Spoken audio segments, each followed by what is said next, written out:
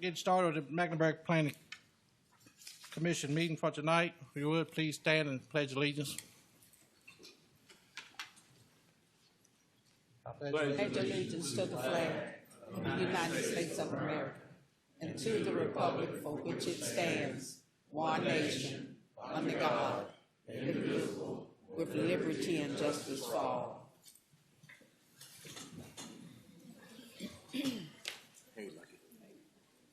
All right, do we have any additions or deletions to the agenda? All right, moving on to public hearings.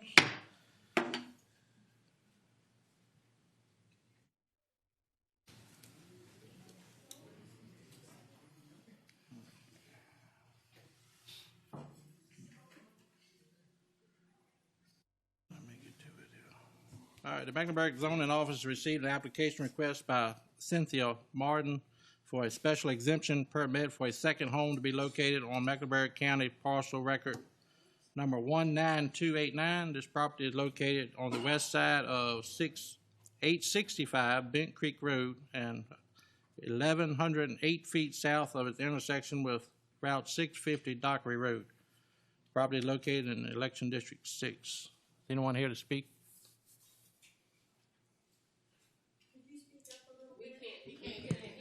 I'm sorry. We're here for Cynthia Martin, rezoned for a second home on parcel on Bent Creek Road, Election District 6. Is anyone here to speak on behalf of the Martin application?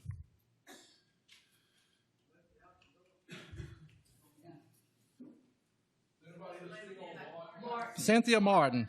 Cynthia Martin, Dockery Road. Yes, sir. All right.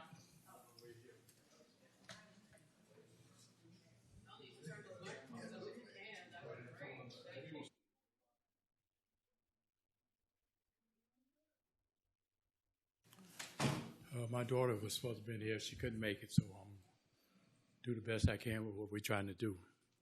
What we're trying to do is put a used trailer on the property. It's about 3 acres or so. I need it for my daughter, my youngest daughter. She's learning disabled and physical. She's schizophrenic, and I live in the house by myself now. My wife passed in September. And I got 3 bedrooms, 2 baths, but she can't live in there with me because she will get in arguments and want to fight. So I have to have her out of the house. There's plenty of property there. I got 2 wells already there because I had a problem with one well once. So I put in a second well. But I don't know what you're looking for from me. My daughter was supposed to come, but I don't know exactly what you need from me. I mean, that's sufficient. Sir? That's sufficient enough. Thank you. That's sufficient? Yes. Thank you, sir. Ma'am? John Martin, M-A-R-T-I-N. Lucky, do we have anybody to speak for or against this? Chris Benkoski? Okay. Okay. No one else. Okay.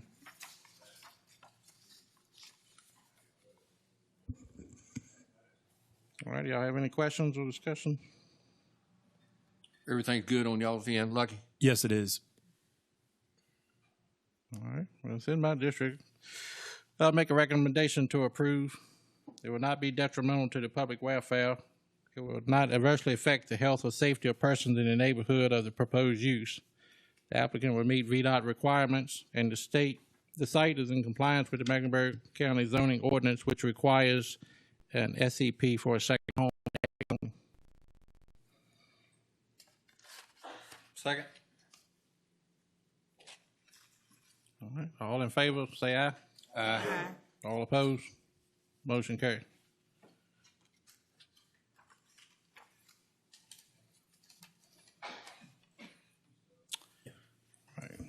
Moving on, this is a public hearing for the Mecklenburg County Planning Commission to be held to consider a comprehensive update to the county zoning ordinance, official zoning map, a subdivision ordinance on the following items for consideration: adoption of the 2026 zoning ordinance. The county proposes to repeal the existing zoning ordinance in its entirety and adopt a new zoning ordinance.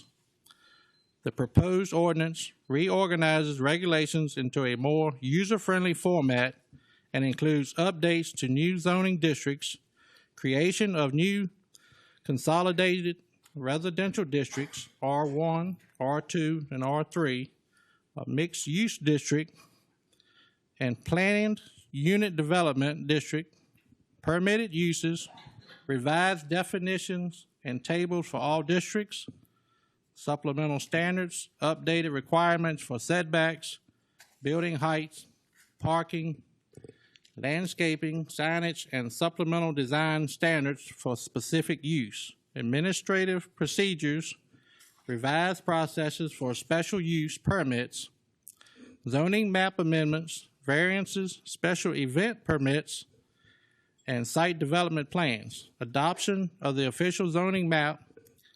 The county proposes to adopt a new official zoning map to apply the updated zoning district standard. While most parcels within Mecklenburg County will retain their current agricultural designation, the proposed official zoning map includes the following countywide reclassifications. Residential districts are consolidated from 4 existing residential districts, R1, R2, R2A, R3, to 3 residential districts, which would be R1, R2, and R3, to streamline density and development standards. Reclassification of commercial district, C1, to mixed-use district, MU, allowing for flexibility to construct both residential and non-residential uses, establishment of a new planned unit development district to facilitate master plan projects with site-specific design standards. Adoption of the 2026 subdivision ordinance. The county proposes to reveal and replace the existing subdivision ordinance to align with state code and new zoning ordinance. Key updates include design and construction standards for new streets and utilities, procedures for preliminary and final plat approvals. I'll leave it up to you, ma'am. All right, see if I can get my slides to show up.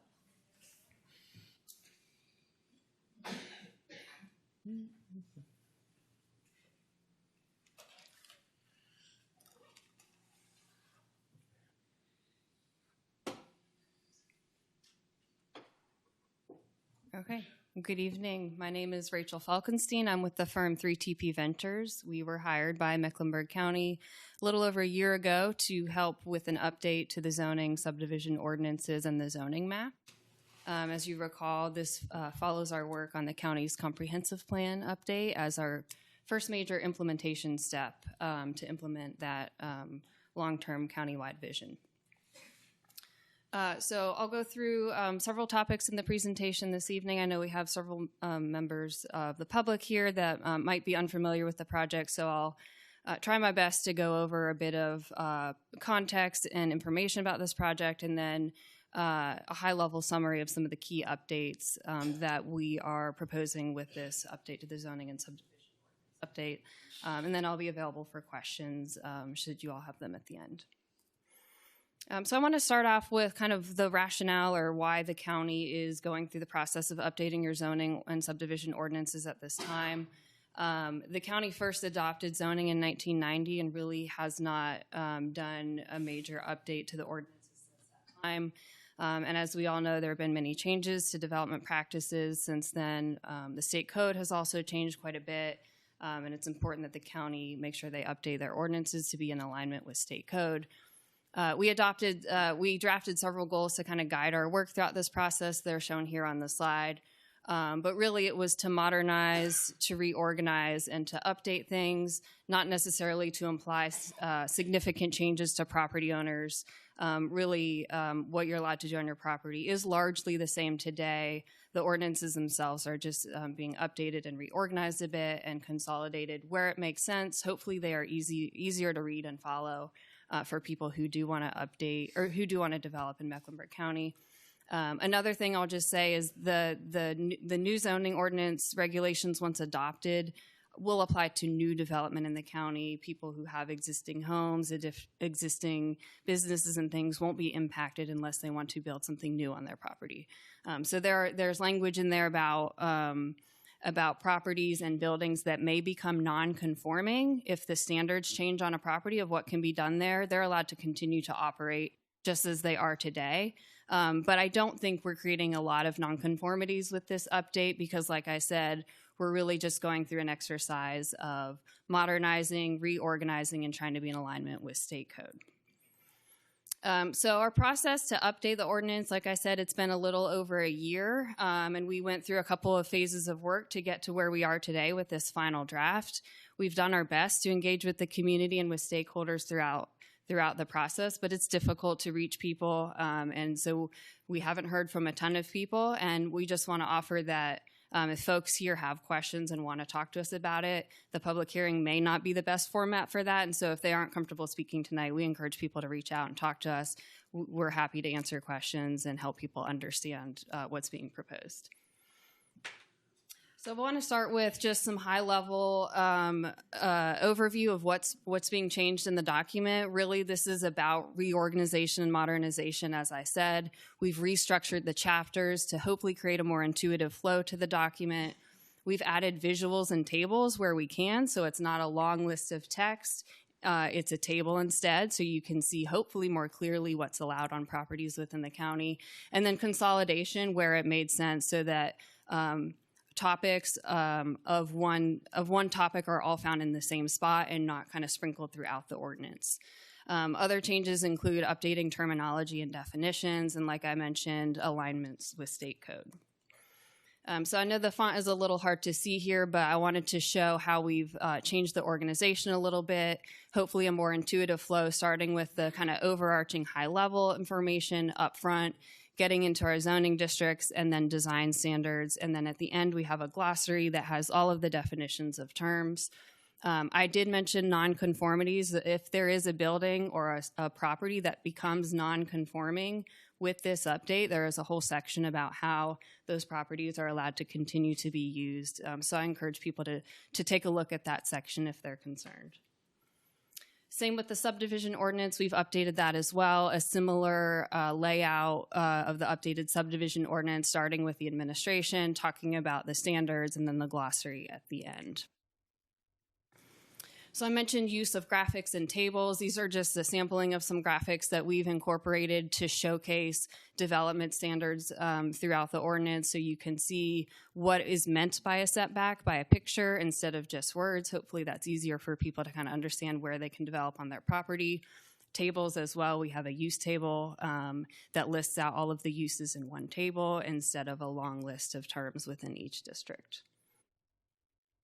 I'll talk a little bit about administrative changes with this process. We have incorporated some new development application standards. This is in response to hearing from some members of the community through our engagement that they don't think there's enough information up front when new development is proposed, and they want to hear at that rezoning phase or that special exception permit phase what's being proposed. And so we've updated some application requirements to have a standardized process for people going through that, so neighbors and community members can understand what's being proposed. And so you all have the information you need to make an informed decision. So these are the list of development applications that are included within the updated ordinance.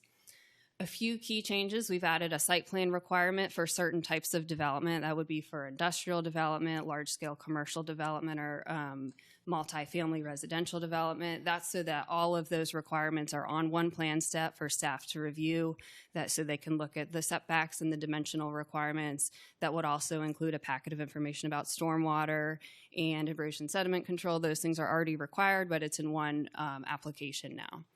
We've added a pre-application meeting requirement for those developments that are going through a public hearing process so that staff can walk the applicants through what is required. This is really just a meeting with staff before they come in with their official application materials. And then, like I mentioned before, asking for a little bit more information up front from these applicants who are rezoning their property or applying for a special exception permit, so you all can have that information to help you make a decision. I'll talk about our zoning districts. I know the legal ad had some of this information in it, but hopefully I can talk about it in a legal type of way, so hopefully people can understand. Right now, the county has 8 zoning districts. We are still keeping 8 zoning districts, but they're changing slightly. Most of the county is zoned agricultural. That is staying the same. It's called A1 now instead of just agricultural, but that's largely the same as it is today. Right now, the county has 4 residential zoning districts. When we looked at them, there was a lot of overlap, so we have consolidated down to 3 districts, and they build in intensity based on the number. So R1 is your single family district. R2 is a little bit more dense. You can have townhomes there, and then R3 would be like if you had multifamily apartment type buildings. So those are the kind of key changes that I want to highlight, and then I'll show kind of the dimensional standards with each. This might be hard to see at this scale, but this information is all online if people want to take a look. I mentioned agricultural zoning. A1 is the majority of the county. Most properties are that today and are not changing in their zoning district. We've added an agricultural conservation district. These are large lot sizes. We have not applied it to the map. It will be voluntary, so if people want to see their agricultural or forestal land stay in large lot undeveloped conditions, they could apply for this zoning, but right now it's not on the map. I mentioned our residential zoning district, so R1 is mostly single family, and residential kind of builds, so single family is allowed in all of them, but then once you get to R2, you can have single family and townhomes. And then when you get to R3, you can have apartment buildings, so multifamily, but you can also have single family townhomes and multifamily. We have separate standards for townhouse lots just because they are a bit unique with that shared wall, so they're allowed to have narrower lots. So there are dimensional standards for those types of lots. And then lastly, our industrial and commercial districts. Right now you have a B1 business district. We've changed that to MU mixed use. This is just to allow additional flexibility in that district if people do want to do mixed use, if they wanted to do residential beside a business or first floor commercial with an apartment over top, they would be allowed to do that now. And M1 is your industrial district. That is staying largely the same with some updated setbacks and lot standards.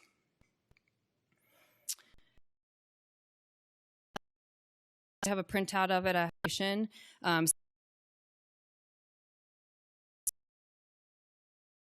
Grab here shortly. District, which requires a or by supplement asterisk next to a P on the use table. And this means if you can meet additional standards, you're allowed to do this use. Some of those standards are relating to setbacks or lot sizes or special just health and safety things that staff need to check before this use can be put in. And now I'll talk about community design standards. That's that last section before the glossary. Within this section, we have kind of consolidated standards that are already within your ordinance. They're just kind of sprinkled throughout. Now they're put in one section.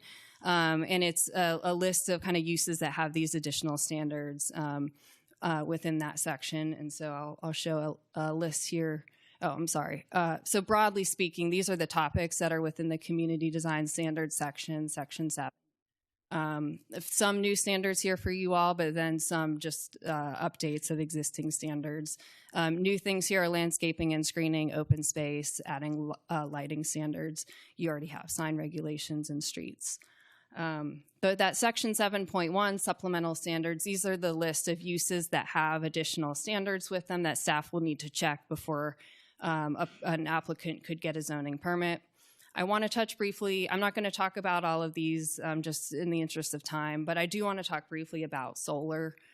Your current ordinance does not allow utility scale solar or large scale solar, but the General Assembly is in the process of making some changes that would indicate that you will have to allow utility scale solar. They have a bill that's pending the governor's signature right now, but assuming it's signed, there are updates to this section that would allow utility scale solar. And the bill itself has these ranges for setbacks that localities can apply.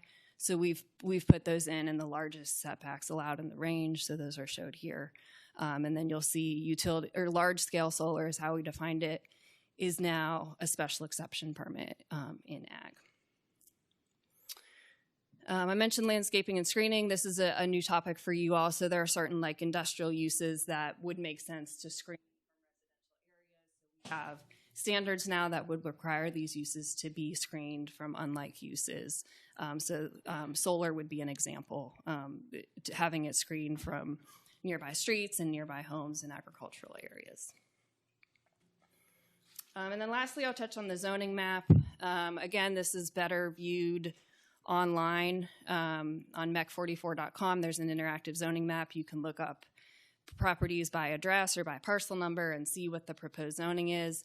But as I mentioned, most of the county is that agricultural zoning. That's the kind of pale green color on the map. But there are some changes to the zoning map. We attempted to keep residential areas zoned as residential and apply the most appropriate new residential district based on the lot sizes, based on the type of residential there. And then same with commercial and industrial. Most of those are, if there's an existing commercial use or existing commercial zoning, we applied that mixed use or industrial zoning to the property. So our attempt was not to like proactively rezone all of these areas for new growth. It was just kind of to honor what is there today, and a couple of areas maybe adjacent to the town to apply some residential zoning districts to implement the recommendations of the comprehensive plan. But if people have questions about their property, want to know what it's zoned, or have concerns, we encourage them to reach out to staff. The board public hearing on this is not till May, so there's opportunities for us to take a look if people have questions or concerns. So like I said, we have a website with all of these materials up there. I know tonight is a public hearing. If you would like to make a motion and vote tonight, we have recommended language, but that'll be up to you all after your deliberation. And I'm here to answer any questions if you have them.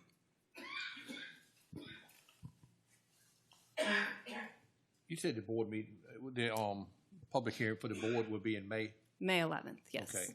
So if some little tweaks or anything that needs to be is heard here tonight or whatever, we got time to take a look at those? That's right. Yeah, if you all wanted to come back at your next meeting, or if you wanted to direct staff to take a look and make certain changes before the board meeting, we could do that. We'd have to just make sure we do it in time to advertise, which would probably be by late April, mid to late April. So we do have a little time.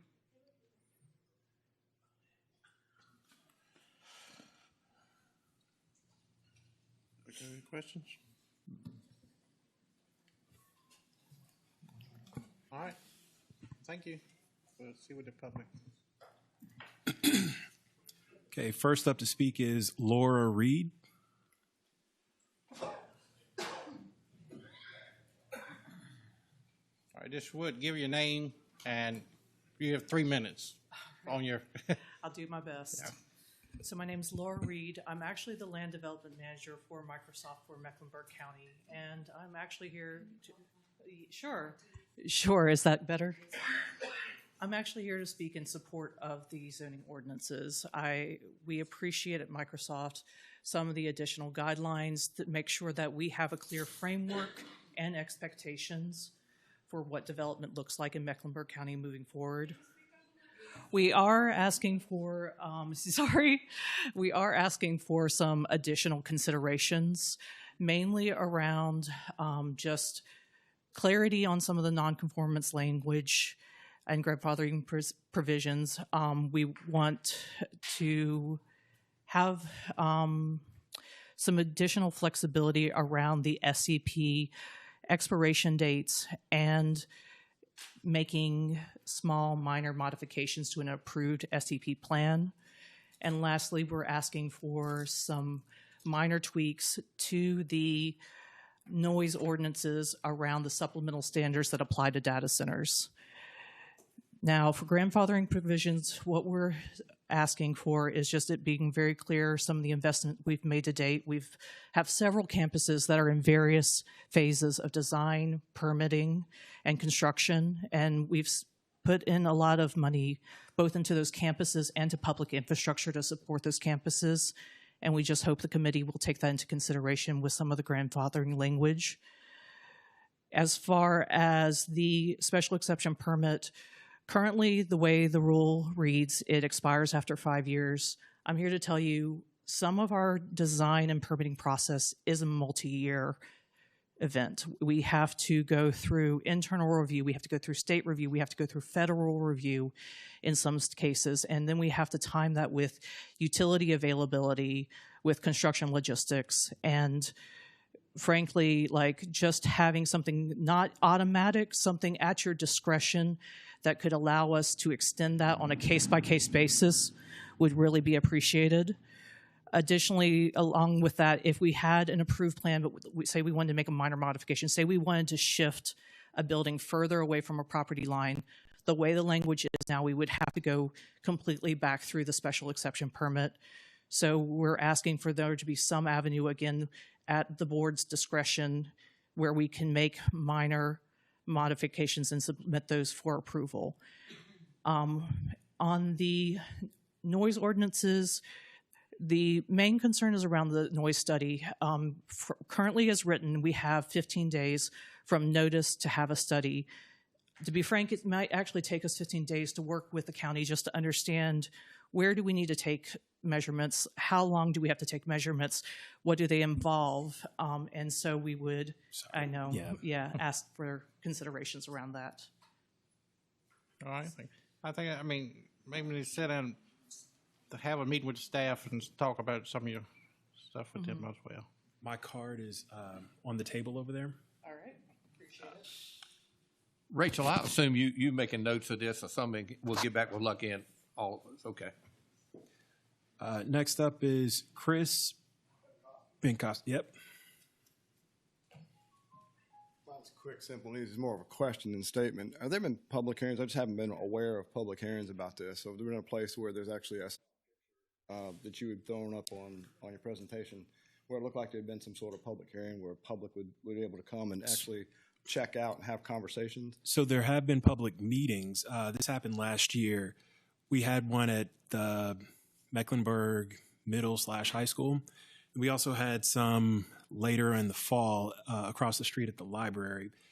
So we've had 3 public meetings or 3 public kind of sessions where we invited the public to come out and give feedback on the ordinance and kind of help shape what it looks like. How was the public, informed about that? I'm just curious because again, I just didn't realize it. How did we notice that? Sure. Yeah.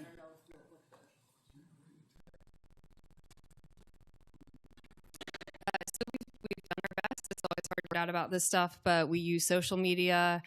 We reached out to the newspaper. They printed an article about it. I believe there was an ad on the radio. So we the county's website as well. It's really difficult to get the word out and make sure everyone can hear, but we used all of the avenues that we could. And then the last thing we did before people received the letters in the mail was to send postcard mailers to every property owner in the county. Probably about 2 months ago, those went out to just let people know that this was happening, and then they could reach out if they had questions, and they could go and take a look at the ordinance and let staff or my team know if they had questions. But admittedly, the meetings were not well attended. I think we had a half a dozen people at one of them. We had an online survey. I think maybe 40 or 50 people completed that. So didn't have a lot of participation throughout the project. And I'm happy to answer more questions if you have them. That's the normal way that we do public hearings, just put them in the newspapers, and in other words, that's the only thing you can do. If they don't read it, they won't know about it. I think all of this is on our website, the county website. Any public hearing, anything we have, it's going to be on that. It's a good source of information for anything going on in the county. I got you. Well, just as an example, what I was trying to figure out with the meeting tonight, or for this hearing, I looked on the website, and the last date was for January for a hearing. It doesn't show an updated dates. Is all I could find. Now maybe I just didn't see it. I was looking at it quickly, so maybe I didn't catch it. But I personally, my home is actually in North Carolina. I own a second home up here in Virginia, right? My intention, my wife's intention, is to move up here within the next few years.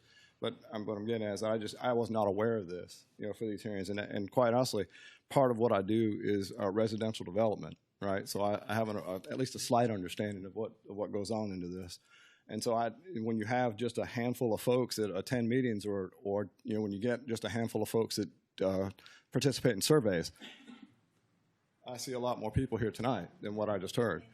And so, it just makes it difficult from my perspective for somebody to make a sound decision without having a lot of feedback of the interested parties within the community.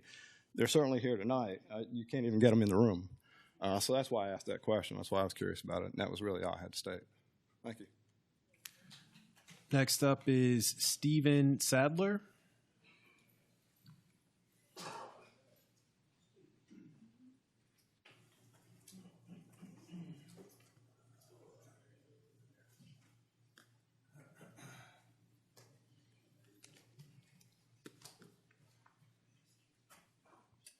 I'd like to discuss the issue of Bluestone Creek, Johnson Drive subdivision. There is a property there that was purchased at the end of that street in spring of 2024 by Jeff and Susan McSwain. They had the property until about that fall, which time they sold it to a nonprofit which they administer called Experience Reality. They also administer another nonprofit, which is Reality Ministries. They cater to special needs and handicap and LGBT community, which is fine. However, they take donations through Reality Ministries, and then that money gets passed in itself over to Experience Reality. And when I brought this up with the Zoning Commission, they said because they were a church, they got a free pass on that. They could do that. However, I have this information, which I just printed off 2 nights ago, which is reservation information, Sunrise Points, which is what they're calling it now, at Kerr Lake. And it has listed on here main floor, basement, shoes, all the breakdowns on it. Overnight option 1 is $750 a night plus $250 cleaning fee. Overnight option 2, no upstairs floor, $400 a night plus $150 cleaning fee. Option 3, no basement, $400 a night plus $150 cleaning fee. This designates it as a verbo or a boarding house, which from what I understand, and my lawyer tells me, that they cannot have more than 12 people overnight. I'm fine if they have no more than 12 people, it came off of their website that they had 30 people per night there last spring, and they got a gazebo 20 feet from my front door to property line, and they were out there, probably about 30 of them out there having a good old time. This is my home. I don't live here part-time. I moved down here in 2018. I retired from the military, and I just want to live in peace.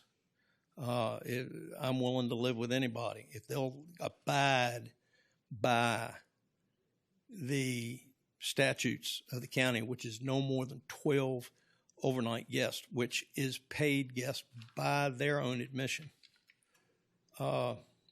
Sir, your 3 minutes are up. All right. What we thinking? Steve, can you share that with Rachel? Your information with Rachel there? Yeah, I can does she want me to just give her this? Because I got copies of this.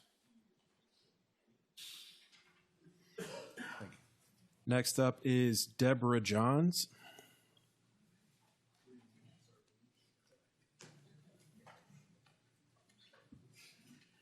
Good evening. My name is Deborah Rainey Johns. I was born, raised, educated in Mecklenburg County. I currently reside in Chesterfield, Virginia, but I still have property here in Mecklenburg County. And I got my postcard about a couple of weeks ago to my home about this meeting.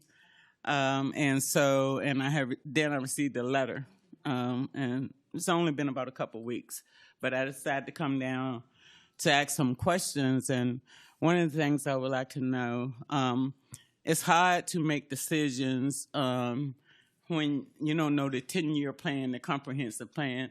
You mentioned it a couple times during your presentation about the comprehensive plan. And I understand that zoning has to be updated. 1990 is a long time. But it's difficult to not see what's happening within the county and not tie the comprehensive plan, the zoning plan, and the giant electrical towers that we see running through the county now.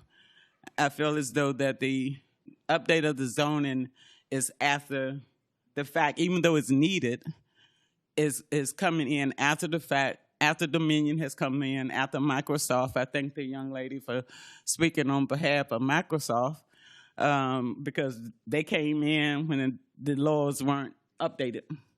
Now they're coming before you and say we need a few exceptions.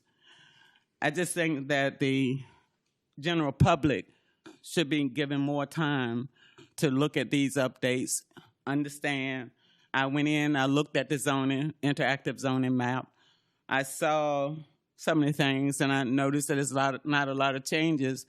But then I look over off of 49, and I see Dominion or Virginia Power with almost 900 acres of land that's gone from agricultural to industrial. So they're getting ready to do something in the county. You know, I just think the two need to be tied together, the update of the zoning and the comprehensive 10-year plan of the county, so that the residents would understand what's coming in the future. Dominion is up in Northern Virginia right now, running through 9 counties. 115-mile line that these people didn't expect. They're talking about the 200-yard setbacks. And we're talking about towers going from 500 kV to 765 kV.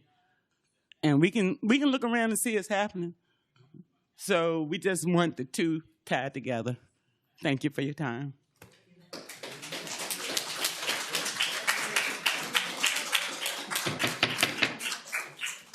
Yes, no applause, please. Next up is Kathy Shuey.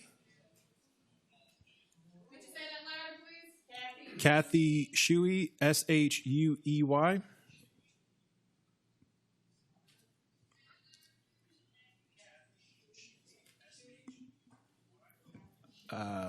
Okay.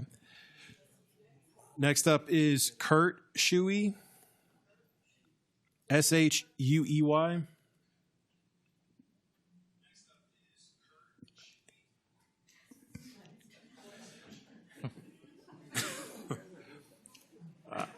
Next up is Joe Nemi.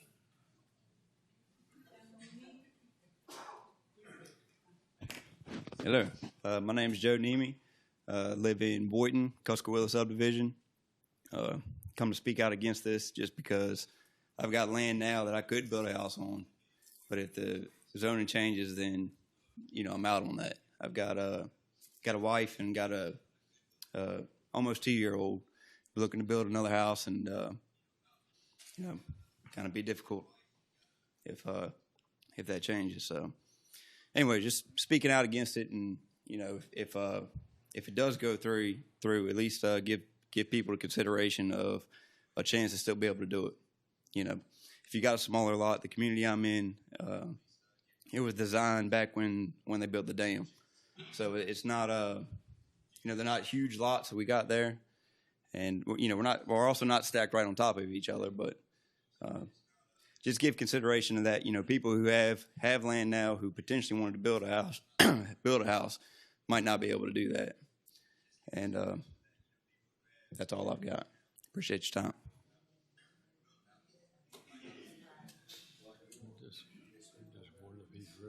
Sure. So, if anybody doesn't know me, I'm Josh Tanner. I'm the zoning administrator for Mecklenburg County. Sir, to your question, you will still be able to build on your lot. If you already have a lot that is already plotted out and you can meet the certain setbacks. And that's where the setbacks, if you change the zoning, you change the setbacks. Well, if you're zoned an R1, you can be able to have a 25-foot setback from your property line to where now it's 35.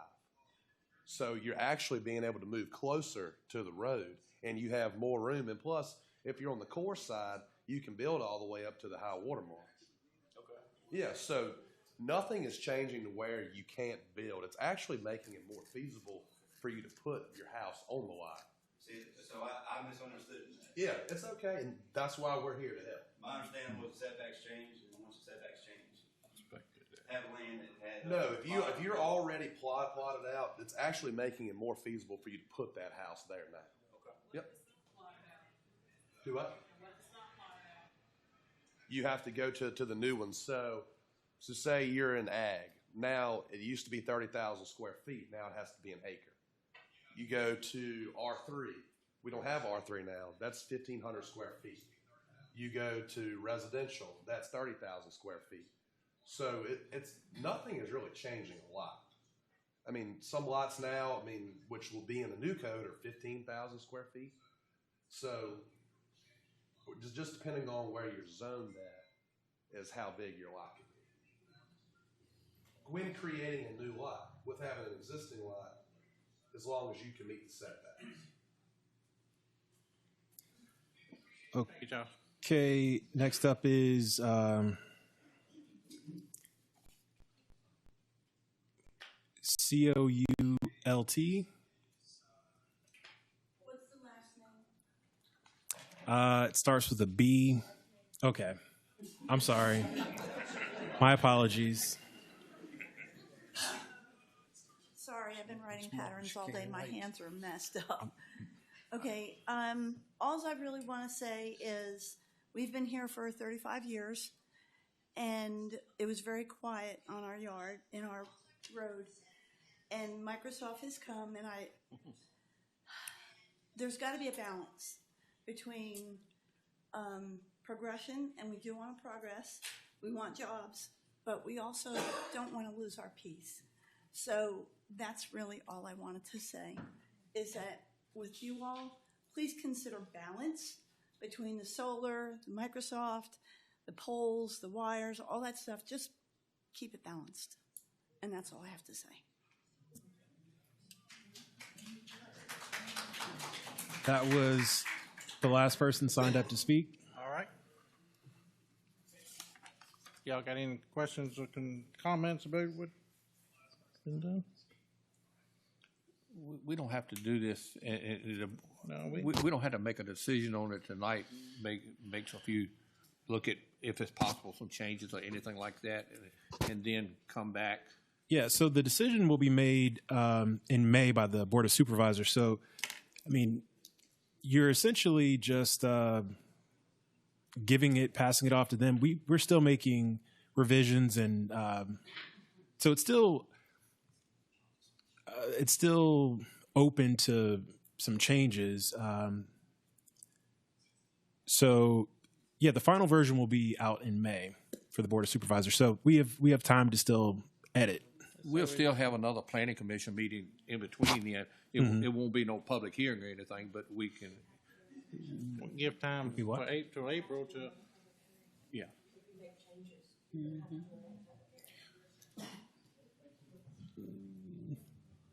So they're not actually voting on anything tonight because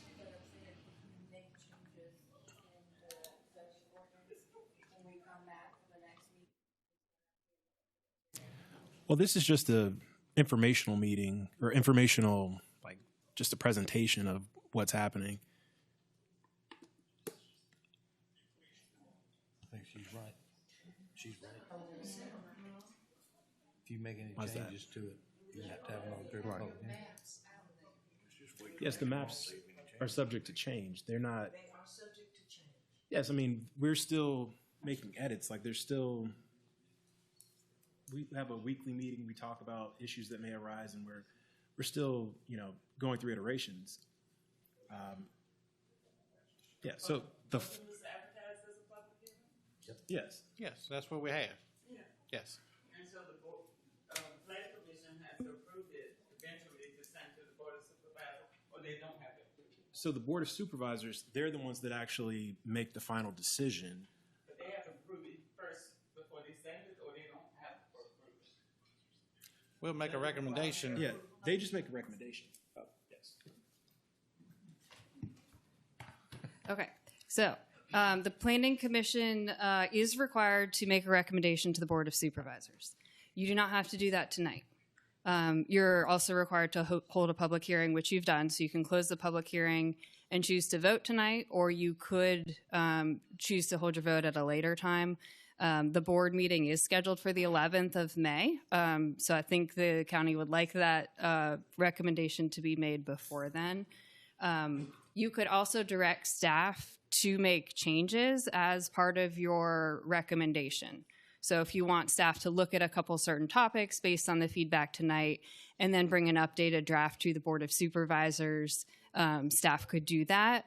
It just has to be completed and posted in time for the board meeting to be advertised in the newspaper, which I think is about 3 weeks before the board meeting. So once it's advertised for the board public hearing, it cannot be changed unless the board wants to direct staff to change it. So hopefully that clears it up, but I'm happy to answer questions.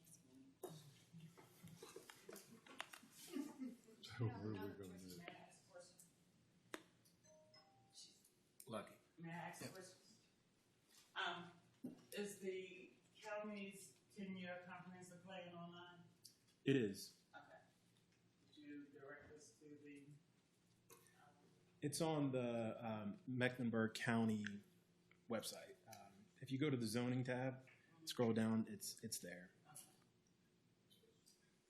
Will this affect any of the homeowners' property taxes in any way? No, so the zoning doesn't impact the property taxes. See why we can't approve what we've heard. Pass it on. Why not? We can do that. Huh? We can do that. Why can't we approve it and just pass it on and let the board of supervisors work it out? Work with all the kinks. That's correct. The zoning doesn't impact the property taxes. Any other questions? My card is up here. You guys are more than welcome to give me a call or email, and I can answer all the questions that you have. Why don't you make a motion? I'll support you. Will you go ahead and approve it, pass it on, and let the board of supervisors work out all the kinks of the people that we hired to do this? I have one quick question, if I may. Marshall Jones. The last zoning review was 36 years ago, 1990? That's when the zoning ordinance was adopted, yes. And so 36 years till we got to this point. Going forward, is there a plan to conduct a planning zone review before 36 years down the road? Yes. Will that be published, made available to land property owners? Yes. Thank you very much, sir. Could you give that website again, please? So the comprehensive plan is at the Mecklenburg County website. Right. And then where you can find the zoning ordinance and the subdivision ordinance, that's at MECK44.com. If they make changes to it, you got to have another public hearing. Right. We've done what we're supposed to do. Yeah, we heard it. Public We hearing. had a period. Yeah, I would go ahead and make that motion. It's a recommendation to the Board of Supervisors. I mean, you can either. What is the vote? She says you don't have to vote. Yeah, we do have to. She said we got to. Yeah. Y'all ready? I'm gonna stop public. Yeah. All right. that's all the questions and comments, we're going to make a motion on this. Mr. Chairman, we've done that public hearing. I know there's a lot of things to be worked over, and I say we go ahead and approve it, pass it on to the Board of Supervisors, and anything that these people we hired to do the job, and they, as far as I'm concerned, they've done a great job. Let them work out if there are some small details, but we've accomplished what we had to do. So I make a motion, we approve it. Second.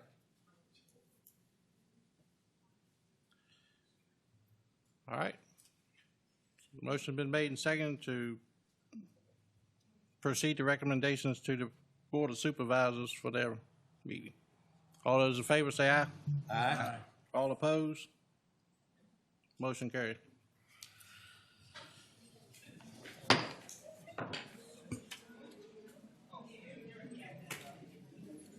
That's the end of the public hearing. If y'all want to leave, do so quietly.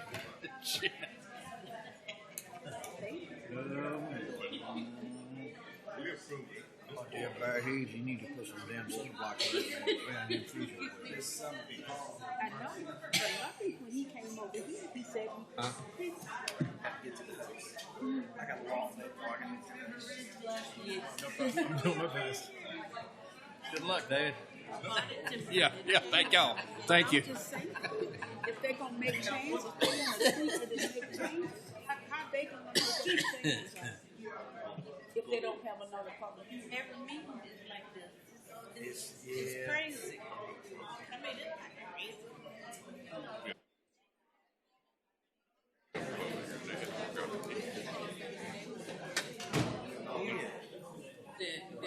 The commission has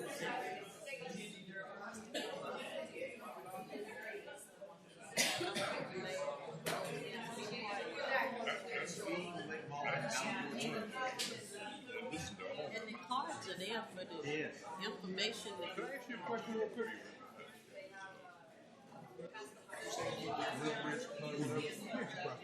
I know you don't point out making us an R2 tonight.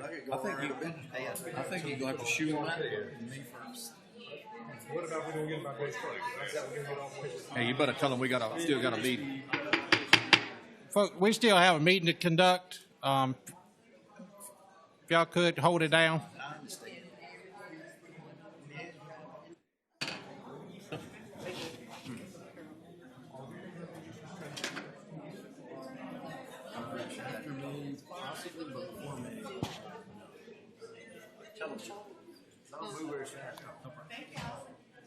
If y'all would just move outside so we could finish the meeting, please. Still in the meeting.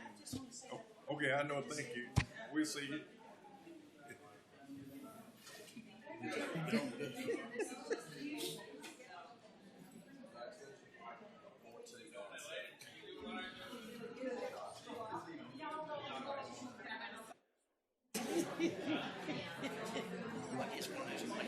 I knew it when I came up. I said, this is going to be one of those nights.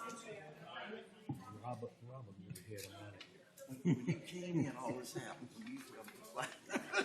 I'm just joking you. All right, let's move on to the approval of the minutes. Mr. Remy, you got?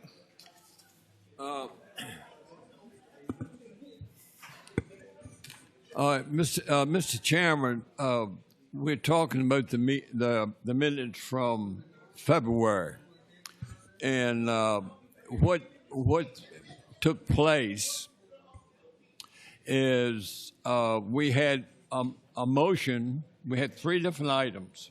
There was a motion made and voted on, and then after they voted on, they had the reasons why they voted either to reject it or deny it or approve it. Yes, sir.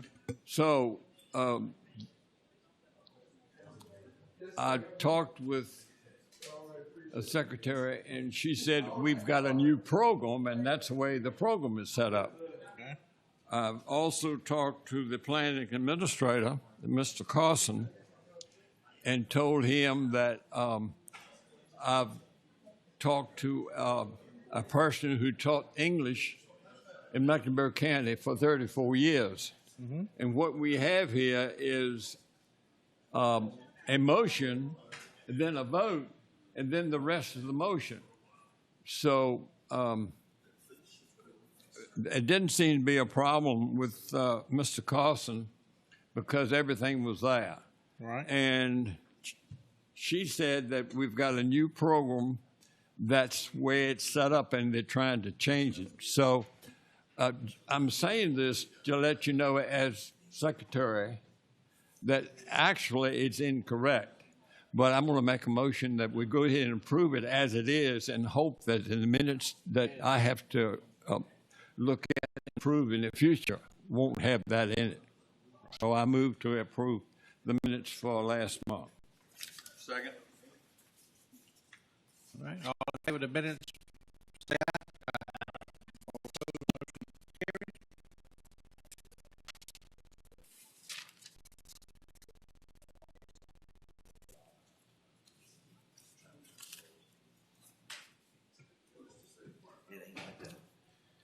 Mr. Administrator, whenever you're ready, please.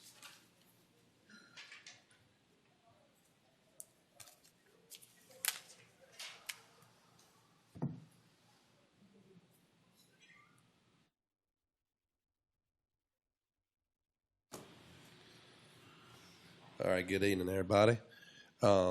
February 26th, we made $22,080 in permits. And the month of February for the building inspector's office made